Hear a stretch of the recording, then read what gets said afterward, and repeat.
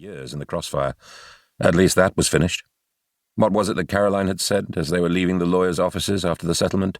Something about him having custody of Ernest. "Excuse me, Squire." Two movers were standing over Simon, their arms piled with dust covers. "We'll have the couch now, if you don't mind. For eating mews, innit? Like the rest of the stuff. You want the cup and saucer, too?" "Just doing our job, Squire. Just doing our job." "I'm not a bloody squire." "Please yourself, cook." Simon surrendered the couch and went through the double doors into the naked dining room. Ernest was clattering next door in the kitchen, whistling a few bars of music that Simon recognised as part of a Rossini overture. Caroline had loathed any kind of classical music, enduring Glyndebourne for social reasons and the excuse for a new dress. The kitchen was Simon's favourite room in the house, partly, he admitted now, because it had been so rarely visited by Caroline.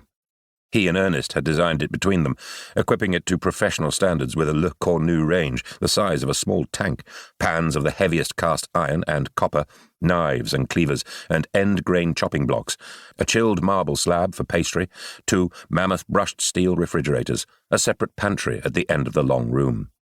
In the middle, on the oiled teak table, Ernest had collected bottles and decanters from the bar in the sitting room. He stopped whistling as Simon came in. "Liz called," he said. "There's an executive committee meeting at 6, and that security analyst at Goodman's wants you to call him about the last quarter's projections." Ernest looked at the message pad by the phone. "And the agents want to know if they can show someone the house tomorrow. A musician, they said, whatever that means nowadays." "It's probably the assistant drummer from a rock group." "I know, dear. Most unsuitable, but what can you do? They're the ones with the money." Simon pulled a chair away from the table and sat down heavily. His back ached, and his shirt felt uncomfortably tight against his stomach. He was carrying too much weight, too many lunches, too many meetings, not enough exercise. He looked at Ernest, who admitted to 48, but could have been 10 years younger, slim, with a narrow, unlined face, close-cropped blonde hair, immaculate in his dark blue suit and white shirt, no paunch, no jowls. That's what years of self-discipline did for you, Simon thought.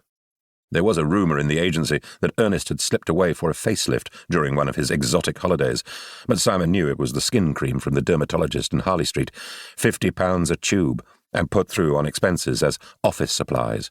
It was one of Ernest's perks. "Shall I get Liz for you?" Ernest picked up the phone, one eyebrow cocked, his mouth slightly pursed. I don't think I can face all that crap this evening. Ask Liz if she can fit it in tomorrow." Ernest nodded, and Simon reached among the bottles on the table for the Lefroy. The glasses had all been packed. He poured the whiskey into a teacup and half-listened to Ernest. "Well, if Mr. Jordan gets upset, he'll just have to go into the garden and eat worms. Mr. Shaw has had to postpone the meeting. We have had a ghastly day. Our home is being dismantled around our ears, and we are not feeling like a captain of industry." Ernest looked at Simon and rolled his eyes upwards as he listened to Liz's reply.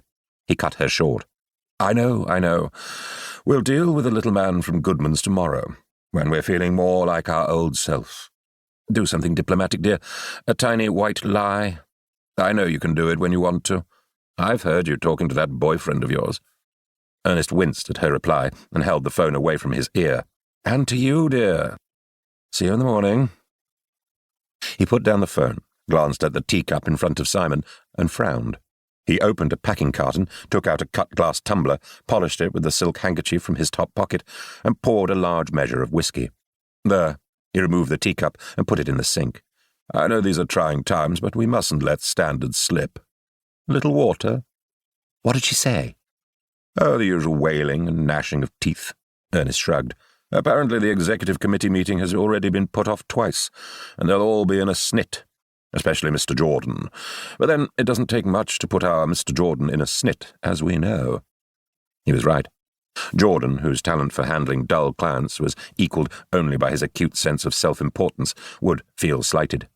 Simon made a mental note to massage him in the morning and took a mouthful of whiskey.